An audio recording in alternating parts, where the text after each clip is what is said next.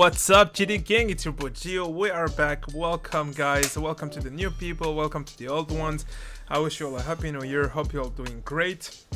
So here we are about to kick off 2021 with a new upload, and as you can see from the title, it is a tuning tutorial 3.0. Yes, 3.0. I've had a lot of people requesting me to make this tutorial after the few updates we've had and the drastic changes in the tuning process, and I decided why not. It seems like a good idea to do it, especially for the new players that are have been invading the game lately. So yeah, let's do it. And by the way, I'm gonna be tuning the GTR for you guys because it's basically my favorite car. I think it's the best car all around. It's very easy to drift, it's powerful, it sounds really good, it looks good. And I'm gonna also be tuning today using a comp oriented tune. I will explain it a little bit further in the video what that means. So without any further ado, let's get started. Okay, so the first part is the most important one and the trickiest one, especially because after the update we've had these 4 boys here that have been causing a lot of issues for most of the people in the community. Worry not, I'm gonna explain. It's very simple. So first things first, the ride height, spring length is basically your ride height, okay? So it just allows you to adjust how high or low you want your car to be sitting at. So then we have the spring stiffness. The spring stiffness is basically how much strength, how much power, compression power your springs give to your suspension. So let me tell you guys something, you do not want to exceed 100 kN on your springs.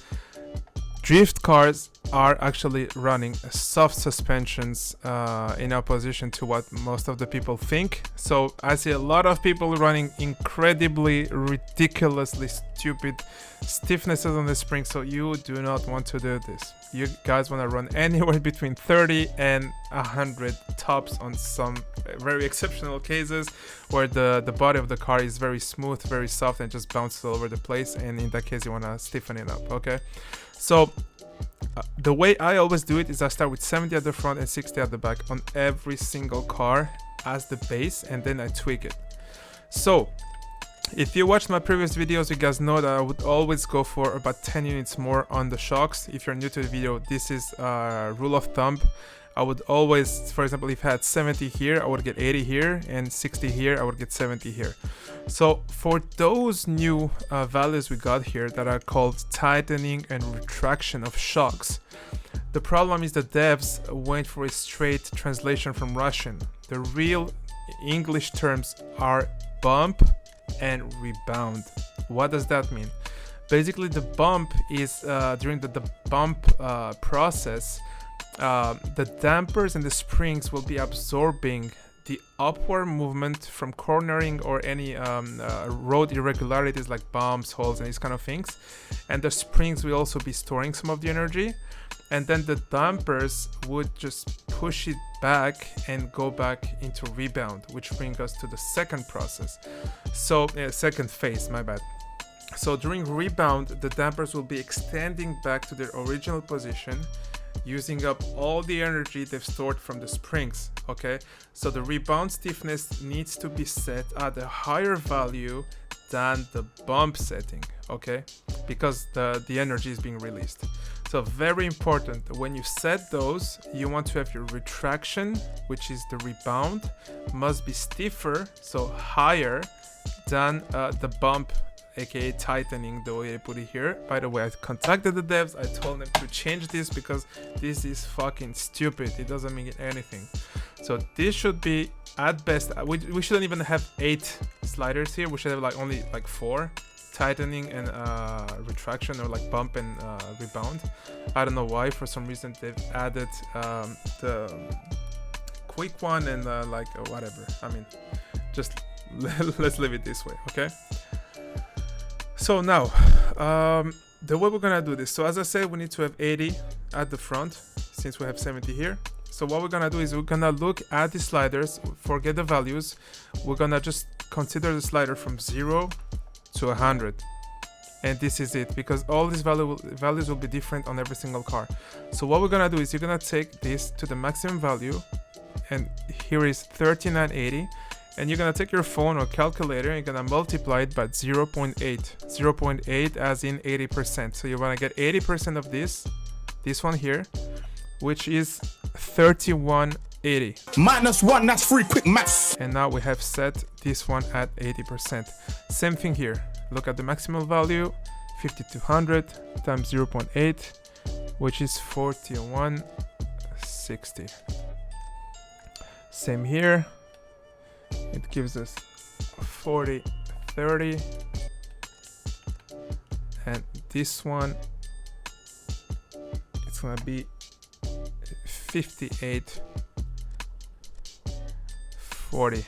Okay, now moving on to the second level. So we have 60 here, we want to get 70% over here, so put all of them to the max. And now we're gonna multiply this value by 0.7, which gonna give us 2840. For this one, we're gonna get 3640. For this one, we're gonna have 3642, is the same as the previous one. 3640, and for the last one, we're gonna have 4720. There we go. And this is it, guys. This is how you set these values. Very simple. It looks complicated because of all the numbers, but as you see, it's very simple. Take the maximum value and multiply it by 0. The amount, the percentage based on the spring's stiffness. Okay, that's it. Moving on to the next one. As you can see, as I said before, this value must be the retraction must be stiffer than the tightening. So it means the rebound must be stiffer than the bump. Same here again. Lower, higher, lower, higher. Now moving on to the toe. The toe is something very subtle, guys. The toe is basically changing how your wheels are facing the road. If you go for a positive toe, the wheels will be facing in a V shape. Okay, if you look at the car from the top, if I look at the front wheels, see they move slightly back and forth, slightly back and forth. Now I'm in an open position, and like this I'm in a closed position. Okay, see, open and close. So what you want to have, guys, is you always want to have a little bit of negative toe at the front. Usually I go for 0.2. Okay, 0.2 at the front. It's always difficult to get the right values. There we go. And I got 0.3 positive at the back. Okay, in this way it's gonna be pushing the rear of the car. It's gonna be like slowing down a little bit the front, directing it in the same direction. Basically, it just helps getting more grip at the front. Now for the camber is very easy. Everyone knows about this one. It's basically how much camber you give to your wheels. Okay, so you guys know all the people from the stance world like to drive like this. You do not want to drive like this when you're drifting. You don't want to be running negative camber at the back on your drift car. So the way it works, first thing, I'm going to be adjusting my tires. We are running 19s on our GTRs in comp settings. So what we're going to do is basically put 19s on 285s and 35% profile perfect. I'm going to adjust the front camber, and now I'm getting to the point that I mentioned earlier, the comp tunes. So basically, comp tunes are running much lower camber than usual, let's say, street or amateur drift cars. Okay, so what we do is usually run anywhere between -8 and -12 camber on different cars. Okay, so for this one we're gonna go at -10. Okay, and the rear we're gonna put positive 0.5. That's the base. Okay, once you've done that, adjust the wheel track. Okay, get the right fitment, and that's about it. I'm gonna have to raise the front a little bit. Okay, so probably I'm gonna put I guess maybe like even 17, maybe 17 and 12. Yeah, I think that works better. So cars, by the way, have, as I said earlier, have a softer suspension. So you need to have a ride height that is allowing you enough clearance for the car to be able to squat, absorb bumps, and these kind of things. Okay, so you don't want to be drifting on a car with that kind of fitment. It's stupid, it's ridiculous, doesn't work. So for the GTR, this is about it. Now moving back to the tires, I'm gonna adjust the pressure. Rule of thumb, go for 135 at the front, 125 at the back. And the wheel adhesion, what it is about for the new players, basically the wheel adhesion is the type of a tire compound your car will be running. Anywhere from ball tires to 100 adhesion, which is supposed to be like street road tires. 110 should be like kind of race tires, and 120s are supposed to be semi-slick tires. Based on the description on the mobile game, if you guys don't know about it, or if you have the game, just go check it out. You'll see even the devs recommend running semi-slicks, aka 120s, on high-powered cars, and this is what we're doing over here. If you don't like it, it's okay. You can run 100 adhesion or 110 with this tune as well. It works. So 110, 120, 35% profile over here, and we are done with the tires.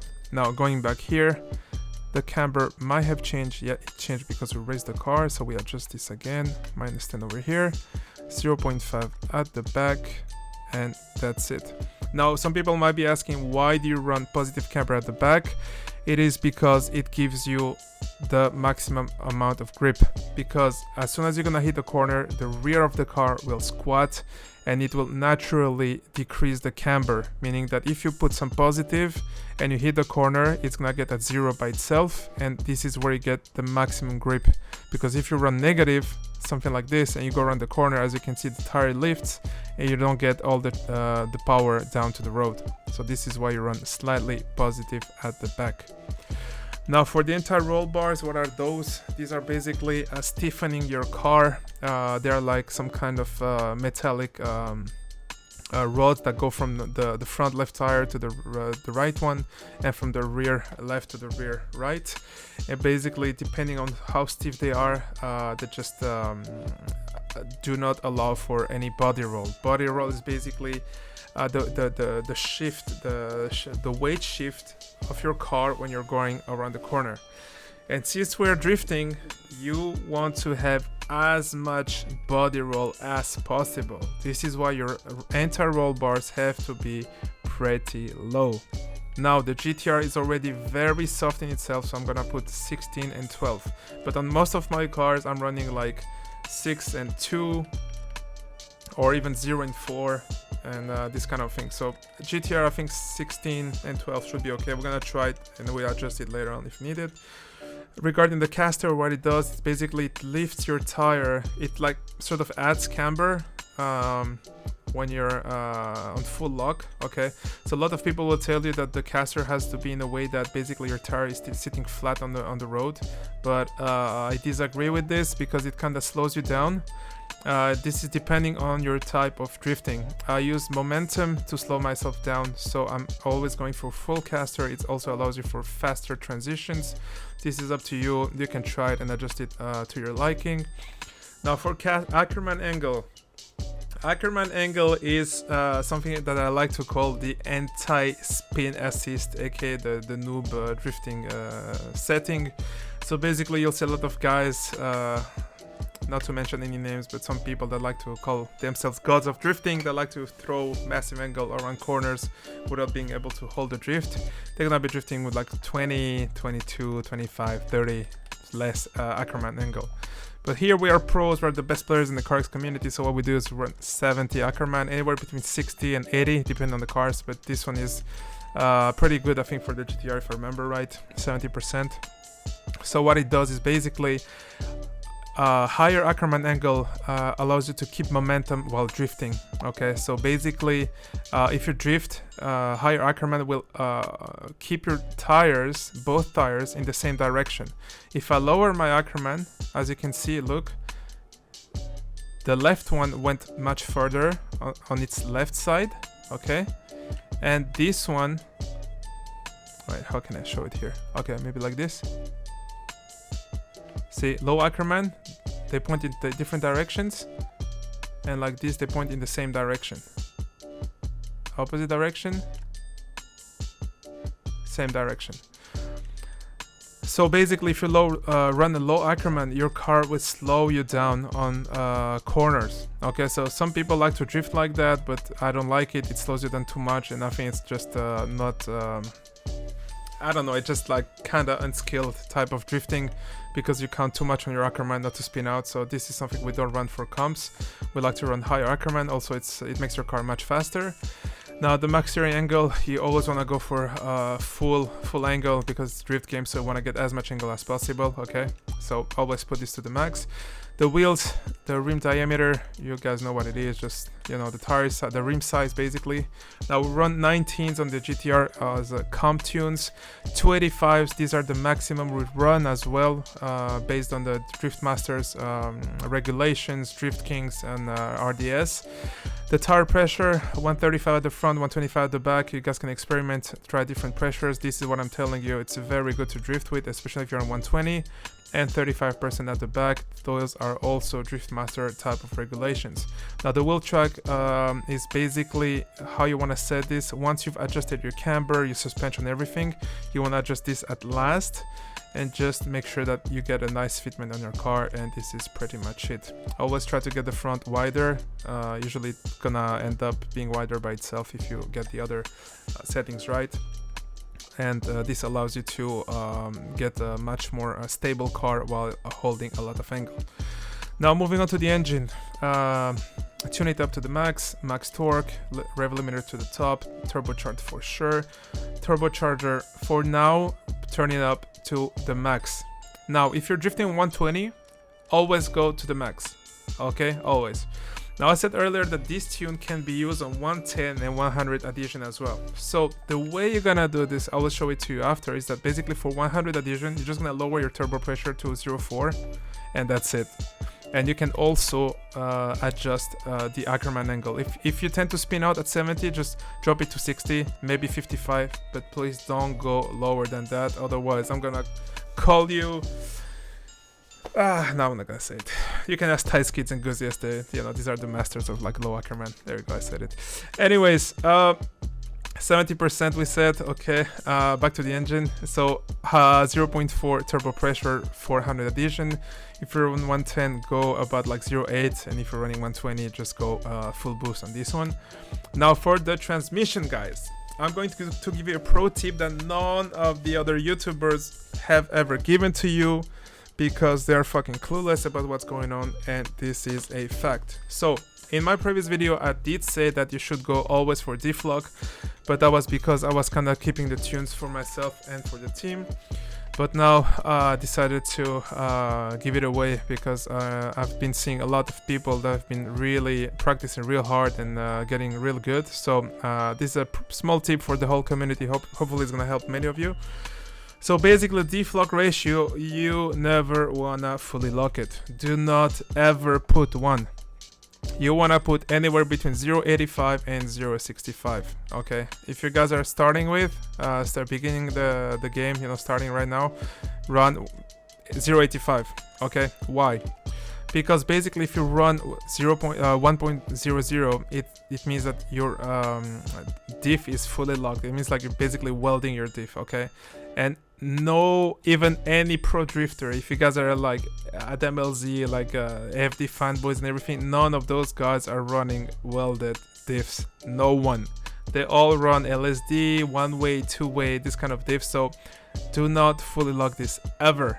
You guys want to run 0.85 to 0.65. If you're more advanced, I'm not gonna have to teach you this. You know what to run, you guys know how to tune. So this is for let's say the beginner side of the community. So 0.85. okay, why?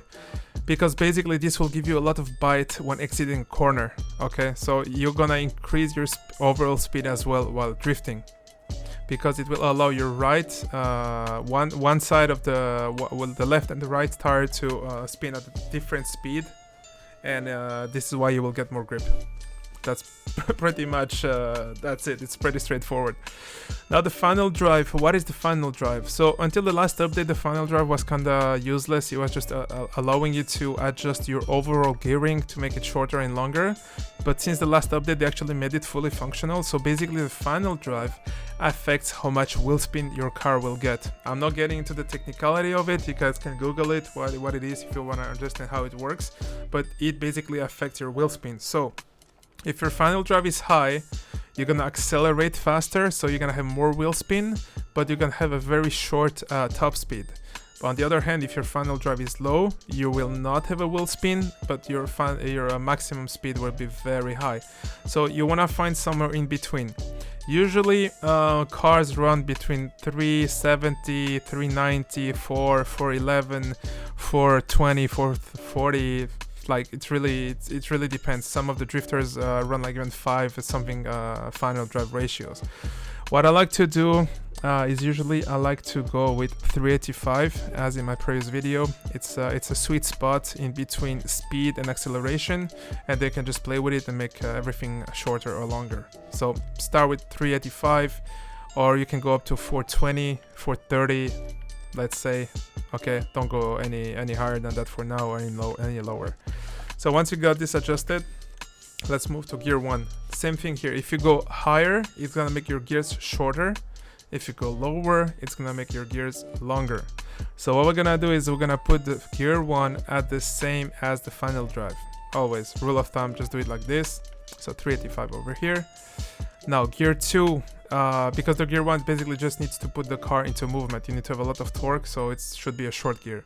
Gear 2 should be like short as well, but a little bit less than the first one, so 235 is fine. Gear 3, we're gonna put let's put 180. Okay. Gear 4, let's go with 150. I think we're gonna drop 0.3 unit per gear. Okay, over here. And we're gonna put 120.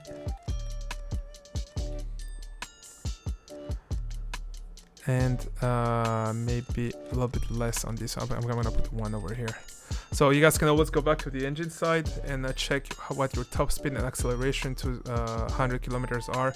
So here I have 3.79 and 272 kilometers an hour. So the top speed is too high still, so it means that I can basically shorten my gears a little bit, or increase my final drive to get some acceleration. So let's see, let's put 411. Now we've got 254 kilometers an hour. Let's leave it like this for now. I think that could work. Now for the brakes, the brake torque is basically your braking strength. So depending on what type of controller you're running, you can go even like 100% or anywhere between like 60-70%. So I'm running a Ackerman Pro Revolution Unlimited controller, which gives me a lot of freedom and a lot of control my throttle and brake control, like triggers. So usually I run 100%, but for this one I'm gonna go with let's say 4000, which should be like 75-ish%.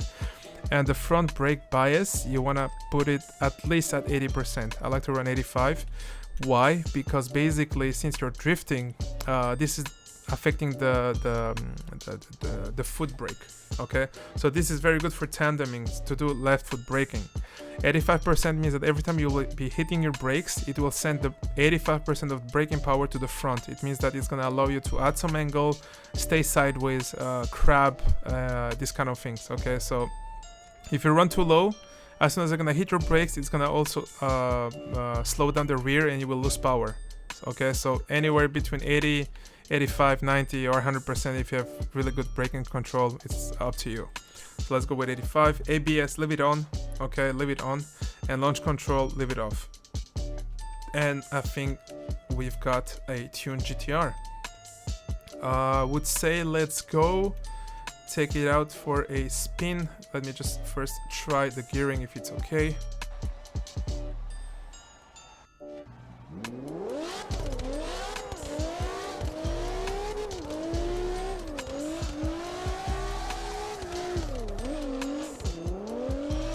Yeah, okay, I need to adjust.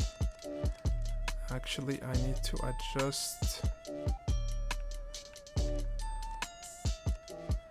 I'm gonna run it like this. 180, 150. Let me put 130. Let me put 115. Okay, I think this should be better. Okay, that should be better. And maybe let's put it like 67. Okay, let's try again.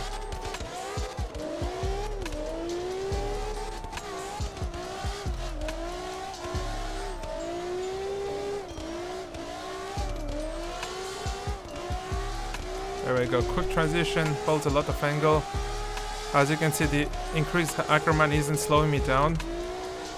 This is the way you can see it. Usually people drifting with low Ackerman have road marks coming from the front tires on every corner. It means that the car is keeping them from spinning out and just slowing them down a lot. As you can see, my car doesn't have any marks coming from the front yet. Very smooth, very easy to drift. See?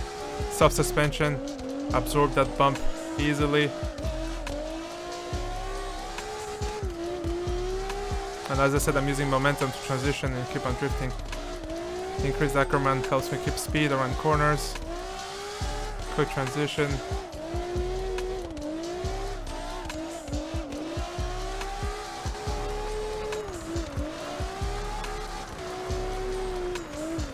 And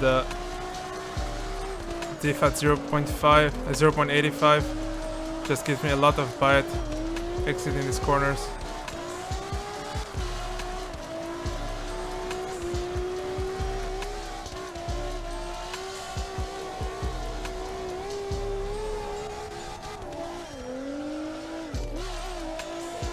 There we go, finally some marks coming from the front. There we go, guys. I like the tune, it's good. This is how you tune a car, guys. This is how you get a comp-oriented tune.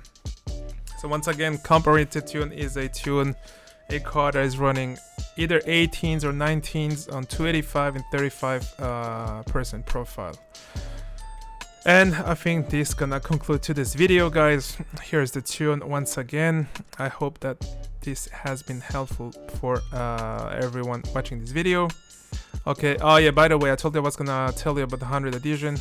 Here, the same thing. I'm just gonna lower the turbo at 0.4 and hit it again. Show you that the tune works. 100 adhesion is stupidly retarded, but you know, some people might be interested because I don't know, they might be drifting with some 100 adhesion lobbies. It's just slow. 100 adhesion is slow. It just feels like you're drifting on ice, you know. And this is not what drifting is about, boys.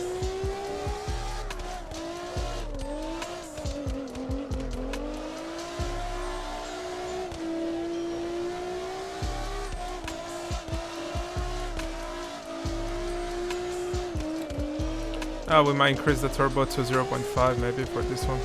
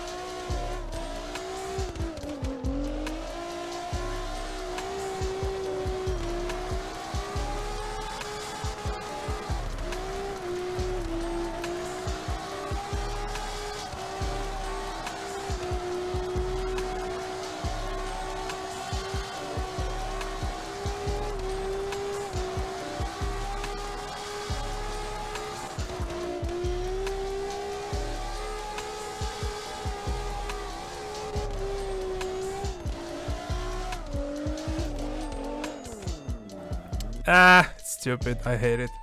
It's so dumb. Oh my god. If someone ever tells you that 100 adhesion is for pros, bro, these guys can fucking drift at 120. And that's it, guys. This concludes this video. Hope you liked it. If you did, please smash the like button. Feel free to share this video with all your friends, the new people, everyone in the community. And thanks a lot for watching. If you're new to the channel, please consider subscribing. I will also be dropping new tunes from now on. Decided to start dropping some tunes. They're gonna be, you know, not the comp tunes are I'm offering to the members on my channel, but they will be like sort of like bass tandem tunes that people can be using to as a foundation for their own tunes. Okay, so thanks a lot for watching, guys, and I'll see you in the next one. Peace.